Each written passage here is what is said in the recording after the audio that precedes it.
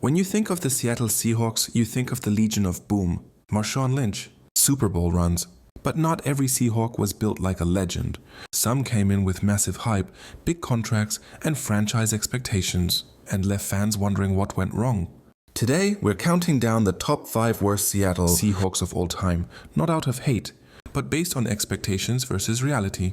These are the players that were supposed to change the franchise, and instead became cautionary tales. If you love NFL history, hot takes, and football storytelling, hit that like button, subscribe, and let's dive into Seahawks history. Starting at number 5, we've got Luke Joeckel. Joeckel was once the number 2 overall pick in the NFL draft. When Seattle signed him, fans thought he would finally fix the offensive line and protect Russell Wilson. But that never happened. Joeckel struggled badly against speed rushers, committed costly penalties, and constantly gave up pressure. Instead of stabilizing the line, he became part of the problem. Russell Wilson took hit after hit, and Joeckel never lived up to the money Seattle paid him. Sometimes the free agent signing looks good on paper, but football is played on grass.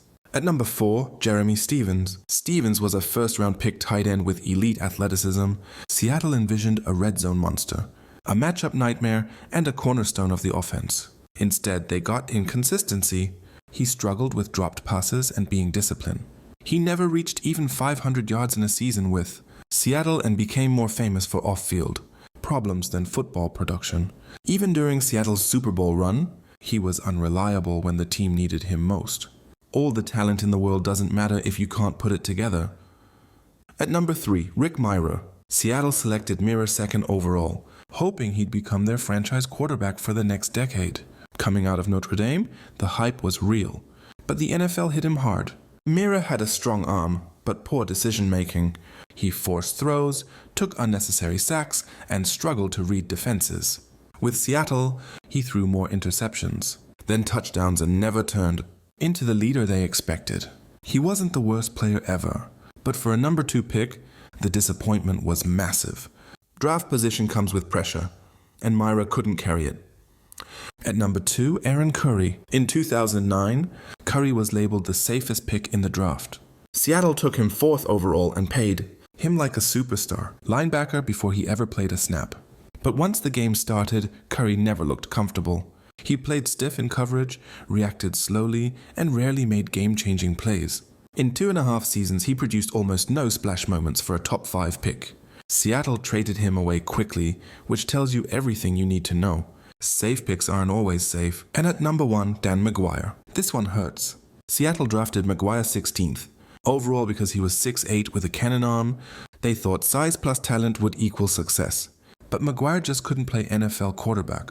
He had a slow release, bad accuracy, and couldn't process defenses. In Seattle, he threw just 5 touchdowns to 16 interceptions and barely held on to the starting job. Every time he stepped on the field, the offense stalled. McGuire became the definition of drafting potential instead of performance. Big arm, big body, big expectations, small results. And there you have it, the top 5 worst Seattle Seahawks of all time, based on hype versus impact. Every franchise has legends, but they also have lessons. These players remind us how risky the NFL really is, no matter where you're drafted or how much you're paid. If you enjoyed this breakdown, make sure to like, subscribe, and comment who you think belongs on this list. And if you want more NFL history, draft stories, and hidden gems, you already know where to find me. Until next time, stay locked in.